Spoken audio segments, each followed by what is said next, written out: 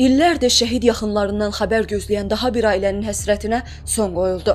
1-ci Qarabağ müharibəsinin itkin şəhidi Mikayıl Atababaoğlu Əliyev oktyabrın 31-də paytaxtın Xəzər rayonunun Zirə qəsəbəsində yerləşən yeni məzarlıqda dəfn olunub. Dəfn mərasimində şəhidin ailə üzvləri, Xəzər rayon icra hakimiyyətinin nümayəndələri, Müdafiə, Daxili İşlər, Fövqəladə Hallar Nazirliklərinin səfərbərlik və hərbi xidmətə çağırış üzrə Dövlət Xidmətinin əməkdaşları, Milli Məclisin deputatları, müharibə veteranları, şəhid ailələri və sakinlər iştirak ediblər.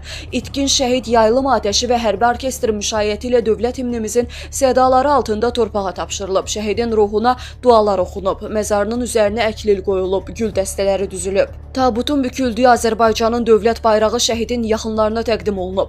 Qeyd edək ki, 1-ci Qarabağ müharibəsi şəhidi Mikayıl Əliyev 1968-ci il oktyabrın 31-də paytaxtın Nizami rayonunda anadan olub. O 1992-ci ildə fevralın 26-sında Xocalı istiqamətində gedən döyüşlərdə itkin düşmüşdü. Mikayıl Əliyev 1-ci Qarabağ müharibəsində itkin düşmüş hesab edilən və şəxsiyyətləri müəyyənləşdirilərək bugün dəfn olunan 5 şəhiddən biridir.